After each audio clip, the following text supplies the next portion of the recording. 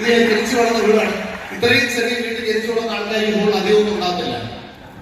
ഈ വീട്ടിൽ നിന്ന് ഇറങ്ങി പോകുന്ന സമയത്ത് എന്റെ അച്ഛന്റെ അമ്മയുടെയും സഹോദരങ്ങളും മക്കളും പലരും ഇംഗ്ലീഷ് മീഡിയം സ്കൂളിലേക്ക് ഷൂസ് ഒക്കെ ഇട്ട് അലുമിനിയത്തിന്റെ പെട്ടിയിൽ അവർക്കുള്ള പുസ്തകങ്ങളും ഒക്കെ പോകുന്ന സമയത്ത് പഴയ ചെരുപ്പിട്ട് നല്ല വസ്ത്രമില്ലാതെ ഒരു സാധാരണ മലയാളം മീഡിയം സ്കൂളിലേക്ക് പോകുന്ന ആ സമയത്ത് തിരിച്ചറിവിന്റെ പ്രായം തൊട്ടാബോധം എന്റെ ഉള്ളിലുണ്ടായിരുന്നു. അന്ന് ഞാൻ എടുത്ത തീരുമാനമാണ് തലമുറ ഇങ്ങനെ അനുഭവിക്കില്ല, എന്റെ അടുത്ത തലമുറ ഇങ്ങനെ സ്ട്രഗിൾ ചെയ്യില്ല, ആ ജീവിതം എനിക്ക് ഉണ്ടാവണമെങ്കിൽ ഭാഗ്യം കൊണ്ട് നടക്കില്ല, ഞാൻ അതിനെ പ്രവർത്തിച്ചാൽ മാത്രമേ നടക്കുള്ളൂ, എന്റെ ജീവിതം എന്റെ ഉത്തരവാദിത്വം, എന്റെ ബിസിനസ് എന്റെ ഉത്തരവാദിത്വം. ഈ ബോധം ചെറുപ്പത്തിലെ ദൈവം എന്റെ ഉള്ളിൽ നിറച്ചിരുന്നു.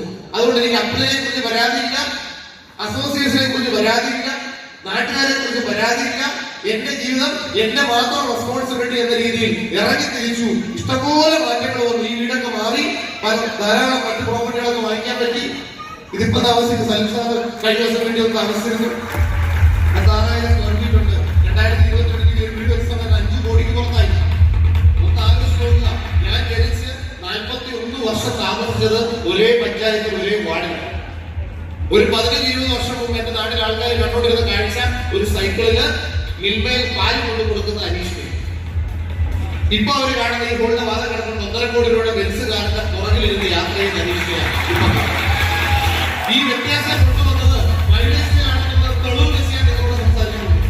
ഒരു കാര്യം വ്യക്തം, നിങ്ങൾ പല അമ്പലങ്ങളിലും പള്ളികളിലും വന്ന പ്രാർത്ഥന ദൈവമേ എന്നെ രക്ഷിക്കണേ, എന്നെ രക്ഷപ്പെടുത്തണേ എന്ന് പ്രാർത്ഥിച്ചതിന് ദൈവം തന്നൊരു മറുപടിയാണ് ഈ ബിസിനസ് എന്നും ആ നിമിത്തത്തിന്റെ സൂചനയായിട്ടാണ് എന്നെ നിങ്ങളുടെ മുമ്പിൽ കൂടെ നിർത്തിയേക്കുന്നത്, സലീൽ സാറിനെ നിർത്തിയിട്ടുള്ളത്, മറ്റു പല ITC മാരെ നിർത്തിയിട്ടുള്ളത് എന്ന് നമ്മൾ മനസ്സിലാക്കുക.